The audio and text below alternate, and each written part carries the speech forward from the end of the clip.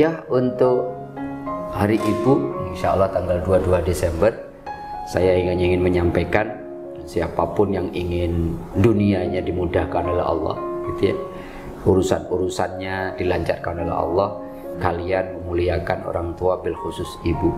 Kalau ibu sudah tersenyum, kalau ibu sudah bahagia, kalau ibu sudah ridho, maka Allah yang akan memudahkan segala urusan siapapun yang memuliakan ibunya. Tetapi kalau kita sampai melukai, membuat gelo, membuat kecewa orang tua, terutama ibu, dunia kita sesungguhnya sudah selesai. Selamat Hari Ibu. Ayo kita muliakan orang tua kita, karena orang tua adalah pintu luas surga yang terjadi.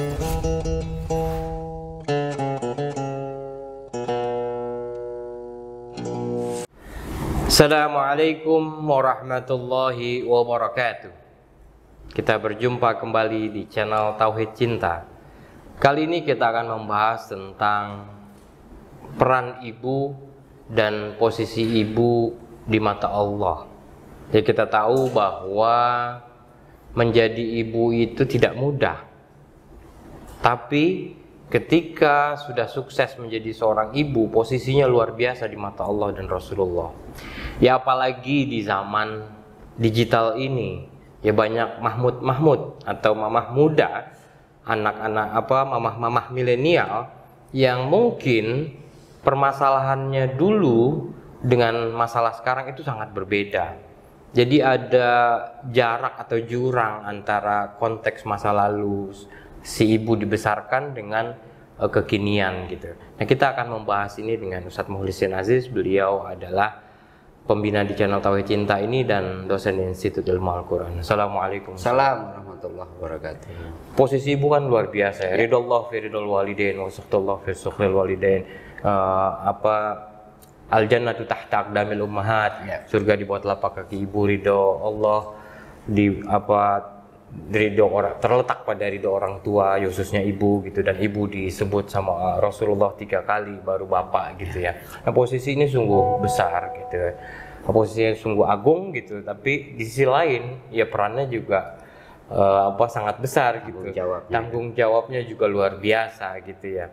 Nah, Ustadz melihat bagaimana menjadi ibu di era sekarang ini. Ya, menjadi lebih mudah nggak sih dengan perkembangan teknologi digital segala macam, atau malah tantangannya lebih berat? Ini ya Mas Rifki, memang setiap zaman ada tantangannya ya, gitu ya. Apalagi ini buat kita semua, setiap tanggal 22 Desember kan memperingati Hari Ibu ya, 2 hari lagi gitu. Tetapi memang betul gitu, Al-Quran menempatkan orang tua, terutama ibu itu pada posisi yang luar biasa gitu ya. Kalau kita baca misalkan Mas Rifki, Al-Isra 23, 24 itu menegaskan betul ya, betapa bahwa ada beberapa hal yang kita dilarang gitu ya. Kemudian memperlakukan orang tua dengan perlakuan misalkan wala tanharhuma, jangan pernah engkau bentak orang tuamu. Wala taqul ma'uf gitu ya. Jangan pernah ngomong itu kan ekspresi tidak suka gara-gara anak kita dunianya sekarang 2022 tiba-tiba ibunya kemudian masih membawa perspektif yang dia dapatkan ajaran dari orang tuanya, sehingga kira-kira mama ini apa sih atau papa ini apa sih, itu tidak boleh. Dan yang luar biasa sampai Allah menekankan wahfid lahuma janahad dzulli minar rahmah gitu, rendahkan engkau, siapapun Anda, mau Anda presiden, mau Anda presiden FIFA atau siapa, di depan orang tuamu karena kasih sayang, bukan karena takut gitu. Artinya apa? Artinya kemudian memang orang tua, terutama ibu, itu menempati posisi yang luar biasa di hadapan Allah gitu. Belum lagi hadis-hadis yang Mas Rifki tadi sampaikan ya, senyumnya Allah tergantung senyum orang tua, terutama ibu gitu ya. Kemudian surga di bawah telapak kaki ibu dan sebagainya. Peran jabatan atau kemuliaan ini kan tidak serta merta. Tentunya seiring dengan tanggung jawab juga gitu. Misalkan kenapa ibu yang menempatkan posisi suhbah ya, mendapatkan penghormatan nomor 1, nomor 2 dan nomor 3. Ternyata bayangin Mas Rifki gitu ya, yang mengandung ibu. umur 4 bulan ketika roh telah ditiupkan aja pendidikan sudah dimulai gitu. Kenapa Rasulullah kemudian mengatakan madrasatul ula gitu. Sekolah pertama anak-anak itu ibunya. Kebayang di dalam, dan di dalam tubuh ibu itu ada asma Allah, Rahim. Ya, Rahim gitu. Bayangin itu kemudian dijelaskan dalam surat Luqman, mengandungnya dengan lemah, semakin lemah sampai melahirkan, menyusui, kemudian sempurna sampai 2 tahun dan sebagainya. Itu peran itu kan luar biasa. Sehingga kemudian ketika Abdullah bin Umar ditanya oleh seorang sahabat yang yakin betul karena dia menggendong ibunya yang lumpuh untuk tawaf mengelilingi Ka'bah, kemudian ketemu Abdullah bin Umar, saya sudah menghormati, memuliakan ibu saya belum gitu. Kata Abdullah bin Umar, belum sama sekali, walaupun hanya untuk membalas satu erangan sakit ketika ibumu melahirkanmu. Itu kan posisi-posisi yang luar biasa. Maka tanggung jawab seorang ibu pertama adalah sekolah pertama anak. Dan kemudian namanya orang tua itu harus menjadi idola, harus menjadi contoh bagi anak-anaknya. Oleh karenanya posisi ini tidak serta-merta Allah berikan tapi tanpa tanggung jawab gitu. Maka kalau tadi Mas Rifki nanya apakah kemudian peran orang tua hari ini lebih berat daripada zaman dulu? Iya. Tantangannya berat sekali Mas Rifki gitu ya. Belum lagi anak-anak sekarang kan anak-anak yang tidak bisa kemudian dikatakan ayo lakukan ini lakukan itu tanpa argumentasi. Mereka bisa nyari lagi argumentasinya dengan media sosial yang sangat tidak terbatas ini. Maka menurut saya peran orang tua terutama ibu karena saking beratnya ya harus mengupgrade diri. Seorang ibu sekarang orang tua harus membaca, harus kemudian paling tidak yang menyesuaikan dengan kondisi sekarang. Bahkan pesan Nabi kan alimu auladakum lighairi zanamikum. Bayangin orang tua diminta siap oleh Rasulullah untuk mengajari anaknya, untuk mempersiapkan anak-anaknya di luar zaman mereka. Artinya apa? Orang tua juga harus mengerti kan 20 tahun ke depan itu tantangan anak-anaknya apa, sehingga mengupgrade diri, sehingga kemudian ya orang tua nggak bisa saya dulu diajarin orang tua saya begini kemudian saya ajarkan begini, nggak bisa. Harus betul-betul kemudian orang tua harus mulai membaca, orang tua harus mengikuti perkembangan zaman, sehingga pesan-pesan value-nya boleh jadi sama ya. Value-nya tentang nilai-nilai kejujuran, nilai-nilai amanah, nilai cinta kasih mungkin sama, tapi caranya mungkin sudah berubah. Apalagi 2 tahun kemarin ya orang tua baru tersadarkan betapa untuk jadi guru, mengajarkan anak-anaknya selama kuliah di luar, sekolah di dalam rumah online itu, ya Allah ternyata guru itu posisinya luar biasa. Dan banyak yang gagap menjadi orang tua, menghantarkan putra-putrinya menjadi orang-orang yang saleh dan salehah. Jadi tantangannya berat, sehingga kemudian memang otomatis tidak ada cara lain Mas kecuali untuk memantaskan diri, kemudian mengupgrade diri secara kesabaran, secara knowledge, secara teknologi, secara keilmuan. Nah tadi menarik itu Pak Ustadz tentang values ya. Ya value-nya sama, cinta kasih, penghormatan terhadap orang tua segala macam. Nah misalkan gini Pak Ustadz, cium tangan aja dalam konteks cium tangan. Ya kalau dulu kan kita diajarkan untuk orang tua ya kalau mau sekolah atau pulang sekolah itu cium tangan. Itu wujud dari penghormatan kita terhadap orang tua. Nah sekarang bisa jadi berubah. Ya bagi beberapa anak-anak mungkin ya penghormatan tidak harus cium tangan gitu loh. Nah itu kan ada value nih penghormatan terhadap orang tua. Tapi actionnya atau realisasinya itu apakah bisa beda gitu? Ya ini kalau nggak dikomunikasikan Mas Rifki, jadi gap tafsir yang bisa rusak hubungan orang tua sama anak. Value-nya kan jelas Rasulullah mengatakan sayangilah yang lebih muda, hormatilah yang lebih tua. Nah, ekspresinya adalah nggak mesti cium tangan. Tradisi sungkeman gitu ya, kalau kita lebaran gitu kan masih ada yang benar-benar utut satu-satu dengerin, ada yang cukup saja gitu cium tangan atau malah berpelukan gitu. Itu termasuk yang tadi Mas Rifki sampaikan, cium tangan kalau pulang, kalau datang gitu. Karena anak-anak sekarang boleh jadi berangkat dulu ya gitu. Tidak berarti kemudian tidak melaksanakan sabda Nabi tadi, menghormati. Daripada cium tangan kemudian di luar kemudian ajaran-ajaran orang tuanya, menjaga nama baik orang tuanya malah tidak diindahkan. Jadi memang itulah yang kemudian secara sosiologis harus dipahami juga oleh para orang tua, sehingga kok kemudian keluhannya, Pak Ustadz gimana ya anak-anak sekarang kok kurang sopan santunnya, kan selalu gitu keluhannya. Padahal ini cara ekspresi sopan santun aja yang kita nganggap perspektifnya harus perspektif kita. Kita dulu diajarkan orang tuanya begini, maka orang tua kita sendiri tidak harus menyamakan ekspresi menghormati kita sebagai orang tua dengan jalan yang itu. Maka ya harus terbuka orang tua. Harus misalkan dalam konteks wala takul lauma uf, itu kan standarnya ya jangan berkata ah. Kata-kata ah itu kan tafsirnya macam-macam. Itu yang paling penting apa? Apakah kemudian tidak boleh anak-anak berdiskusi, mendebat orang tuanya? Boleh. Yang tidak boleh kemudian kan ah itu kira-kira kita tidak setuju dengan pendapat orang tua tapi kemudian tidak menghormati orang tua. Kata ah itu kan itu. Tidak berarti kemudian iya ma, iya pak, bukan itu. Dialoglah, berdebatlah mungkin dengan orang tua dengan satu masalah yang penting, tetapi debatlah dengan waqulu qaulan karima, tapi dengan cara-cara terhormat gitu ya. Berdebatlah dengan kata-kata yang tetap kita muliakan orang tua kita. Bahkan Quran kan mengatakan kalau orang tua mau berbeda keyakinan saja gitu, tetap gitu, tetap kita menghormati wasahibhuma fid dunya ma'rufa.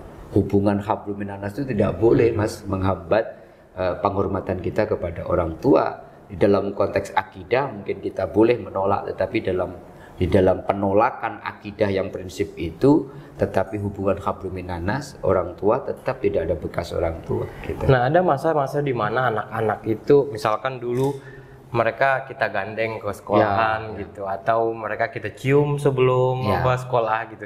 Tapi ada masa-masa di mana mereka malu jangan lagi cium, jangan lagi pegang tangan saya, udah sampai di gerbang aja saya akan masuk sendiri. Jangan baper juga orang tua.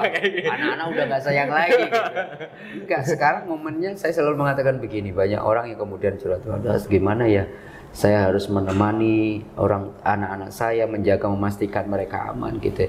Udah Bu gitu, lakukan semaksimal mungkin, berikan pendidikan yang terbaik gitu, ajari agama, nilai-nilai yang baik. Habis itu apa?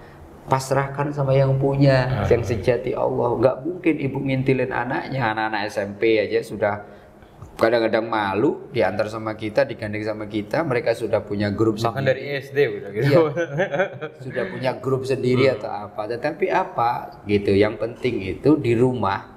Saya selalu mengatakan Mas Rifki, anak-anak akan tumbuh dengan suasana yang soleh dan solehah. Dalam bahasa Nabi kan baiti jannati, menjadikan rumah itu sebagai surga. Di situ ada masjid, di situ ada madrasah, di situ ada taman cinta, di situ ada taman bermain. Ada 4 ini Mas. Jadi kalau di rumah dibiasakan ada Allah di situ, dzikir bareng, sholat berjamaah.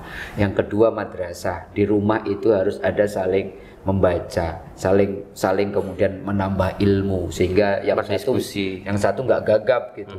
Tiba-tiba gara-gara nggak bisa jawab anaknya marah-marah kan yang muncul itu. Atau jadikan rumah sebagai taman cinta.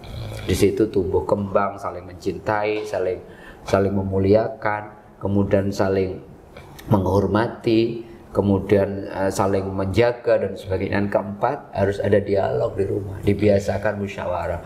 Sehingga kalau itu muncul, maka orang tua akan jadi orang tua yang hebat.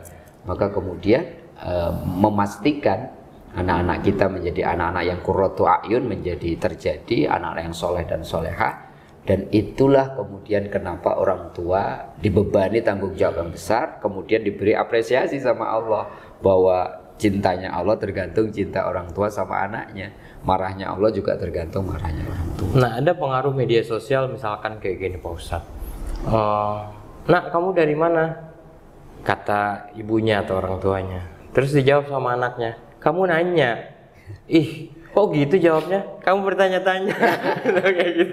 Itu kan pengaruh TikTok. Korban. Iya. Kamu nanya mah. Nah, kira-kira bagaimana kalau orang tua menghadapi situasi seperti itu? Iya, harus mengerti dunia mereka, Mas Rifki, gitu ya. Ya, kalau bayangin kalau orang tuanya kemudian gagap gitu, nggak ngerti TikTok gitu. Dia nggak ngerti tiba-tiba kok. Dapat pengaruh dari siapa ini? Ditanya beneran nak gitu, kemudian jawabnya gitu. Cius mah kan gitu. Jadi bagaimana orang tua juga gaul ya. Orang tua mengerti dunia anak, sehingga kemudian anak ngerasa bahwa mereka gitu ya tidak didoktrin, tidak diinstruksi, tetapi mereka bisa menjadikan orang tuanya sebagai sahabat. Sehingga kemudian kalau sudah jadi sahabat, orang tua anak-anak yakin, kemudian nyaman dengan orang tuanya, dia bisa ngobrol apapun. Dia tidak harus mencari idola di luar, dan yang kadang-kadang repotnya dia curhat sama orang yang seumuran. Pasti kan solusinya ngaco gitu, atau solusinya tidak berjangka panjang atau tidak dengan pertimbangan yang matang gitu. Jadi orang tua memang atau ibu itu harus mengerti tahap-tahap perkembangan psikologis anak, itu yang pertama ya. Yang kedua misalkan ya mengerti sifat atau karakter si anak, karena setiap anak kan spesial, unik, ya. Setiap anak unik, setiap anak itu berbeda gitu dari satu sama lain. Sidik jari aja kita beda. Ya itu juga termasuk karakter, sifat dan lain sebagainya. Nah, yang ketiga ya harus gaul dalam tanda petik ya paling nggak update lah dengan media sosial. Apa nih tiba-tiba kamu nanya, jangan kaget-kaget dulu cius gitu. Sekarang tiba-tiba sekarang viralnya kamu nanya. Itu kan gregetan orang tuanya. Ya artinya bahwa tidak selalu harus orang tua mengajarkan anak. Ya justru kadang-kadang orang tua itu belajar pada anak. Yang paling mudah kita lihat lah masalah kejujuran. Itu kan kita belajar betul sama anak-anak, mereka jujur sekali gitu. Ya kita ini yang udah dewasa malah tidak jujurnya gitu. Ya tentang kepolosan, ketulusan gitu. Tidak mau mendendam. Itu kan hal-hal yang luar biasa. Intinya Rasulullah kan mengatakan khatibun nas bi qadri uqulihim. Jadi kalau berbicara sama orang, lihatlah latar belakangnya. Ini masanya anak umur berapa, lagi perkembangannya apa ini, lagi senangnya diapain gitu. Sehingga orang tua dalam tanda petik ya menyesuaikan diri dengan kondisi siapa yang diajak bicara, tidak terkecuali anak-anaknya. Yang penting apa? Kontennya, pesan-pesannya masuk, kemudian anak-anak ngerasa rawal banget sih mama ini, sok tahu dan segala macam. Itu muncul karena apa? Boleh jadi nggak ada kan orang tua yang niat jelek sama anak-anak, mungkin caranya keliru, atau mungkin orang tua tidak terlalu mengikuti perkembangan zamannya, atau kemudian tidak mengikuti. Tidak banyak orang tua boleh jadi tahu tahapan-tahapan psikologi anak yang masing-masing harus didekati dengan cara yang berbeda. Intinya apa Mas Rifki? Penghormatan Allah terhadap orang tua, terutama ibu, itu tidak serta-merta gitu loh. Tidak tiba-tiba orang lahir sebagai orang tua, ayah atau ibu tiba-tiba dapat penghormatan. Itu ada tanggung jawab, itu ada peran. Apa? Perannya ya memastikan anak-anaknya didampingi, karena anak-anaknya fitrah, bagaimana tetap menjaga fitrahnya dan kemudian mengekspresikan fitrah itu dalam kebaikan. Dan itu tanggung jawab orang tua yang luar biasa. Maka tidak heran kemudian kalau orang tua itu kemudian mendapatkan itu, Allah katakan wallahu indahu ajrun adim. Bayangin Allah mengatakan innama amwalukum wa auladukum fitnah. Sesungguhnya harta dan anakmu itu ujian yang berat gitu. Dan kalau kita sebagai orang tua mampu mengemban amanah yang namanya putra-putri kita hantarkan menjadi orang yang mulia di hadapan Allah, walahu ajrun adim. Allah siapkan itu apresiasi yang besar untuk itu. Saya kira tidak ada penghargaan tanpa tanggung jawab ya, sehingga kemudian kita harus melihatnya secara utuh. Mungkin untuk Hari Ibu Pak Ustadz ingin menyampaikan apa sebagai closing statement? Ya, untuk Hari Ibu, insya Allah tanggal 22 Desember, saya ingin menyampaikan siapapun yang ingin dunianya dimudahkan oleh Allah, gitu ya, urusan-urusannya dilancarkan oleh Allah, kalian memuliakan orang tua, bil khusus ibu. Kalau ibu sudah tersenyum, kalau ibu sudah bahagia, kalau ibu sudah ridho, maka Allah yang akan memudahkan segala urusan siapapun yang memuliakan ibunya. Sudah banyak bukti, sudah banyak testimoni Tetapi kalau kita sampai melukai, membuat gelo, membuat kecewa orang tua terutama ibu, dunia kita sesungguhnya sudah selesai. Selamat Hari Ibu. Ayo kita muliakan orang tua kita, karena orang tua adalah pintu luas surga yang tergantung, kata Rasulullah, kita mau ambil pintu luas surga itu atau kita abaikan. Dan di bawah telapak kaki ibu terutama ada surga Allah Subhanahu wa Ta'ala. Oke, terima kasih Ustadz. Ya, sekali lagi saya ingin mengucapkan selamat Hari Ibu. Mari kita muliakan dan mencari ridho ibu, agar kita mendapat ridho dari Allah Subhanahu wa Ta'ala. Kalau ibu sudah ridho, Allah sudah ridho, insya Allah jalan kita akan lempang ke depan, akan memudahkan semuanya. Amin, amin ya rabbal alamin. Mohon maaf atas segala kekurangan. Terima kasih atas partisipasinya. Wallahul muwaffiq ila aqwamit thoriq. Wassalamualaikum warahmatullahi wabarakatuh.